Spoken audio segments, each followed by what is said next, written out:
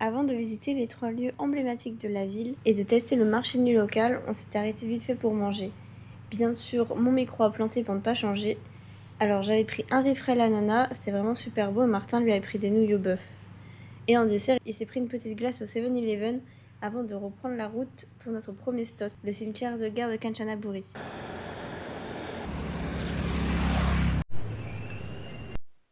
C'est ici que sont enterrés les milliers de prisonniers de guerre faits par l'armée japonaise durant la Seconde Guerre mondiale et forcés de travailler jusqu'à la mort pour construire un chemin de fer reliant la Thaïlande à la Birmanie. Là, vous me direz ce que vous en pensez, mais personnellement, j'ai jamais vu un cimetière de guerre aussi beau, entre guillemets, avec tous les fleurs, une part tombe et toutes des plantes différentes. Je trouve ça vraiment super beau.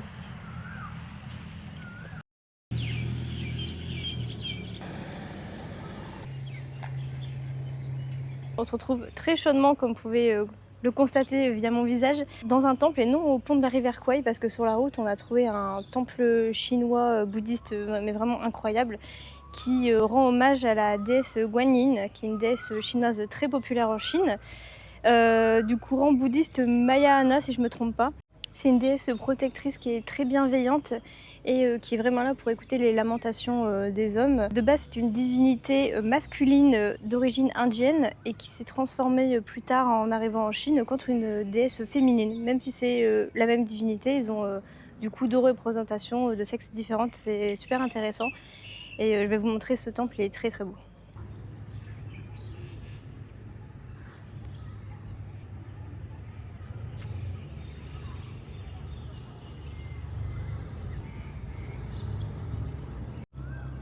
Et là, juste en face, on a le pont de la rivière Kwai que nous allons visiter juste après.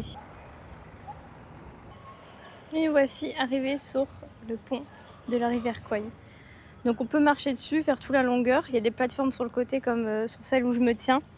C'est vraiment pour se mettre sur le côté quand le train arrive ou quand des gens veulent passer, parce que faut savoir que c'est toujours en activité.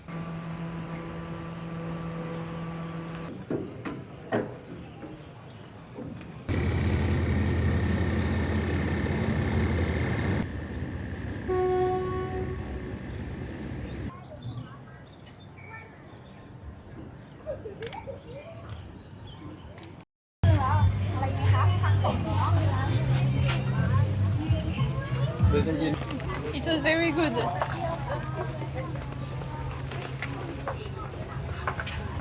On a fait notre petit tour, il y avait énormément de choix. Le marché, je pense qu'on a passé 1h30 à marcher aller-retour pour trouver ce qu'on voulait. Mais on a trouvé plein de trucs sympas. Je vais vous montrer. Alors on a un Honey Lemon Tea, ça c'est juste un Fanta, du pamplemousse, un wrap aux légumes, ça je sais pas ce que c'est mais c'est un dessert. C'est genre sucré, c'est super bon. Et Martin il a pris du porc avec des nouilles. Et il me semble que c'est à base de maïs. En tout cas c'est trop bon.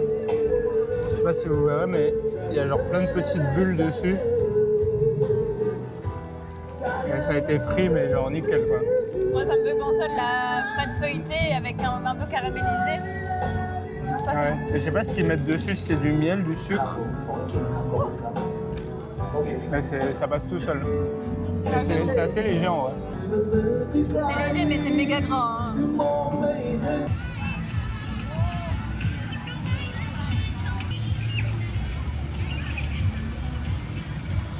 Avant on était à Bangkok, c'était vraiment grande ville, donc là on passe vraiment d'une capitale à une ville plus à taille humaine avec vraiment là-bas cette vibe estivale. En tout cas pour l'instant la vibe à Kanchanaburi on aime vraiment beaucoup. On verra demain ce que ça donne, on va aller voir le pont de la rivière Kwai et plusieurs temples. C'est plus nature que ville aujourd'hui, enfin aujourd'hui, demain plutôt. J'espère que vous allez bien aimer aussi.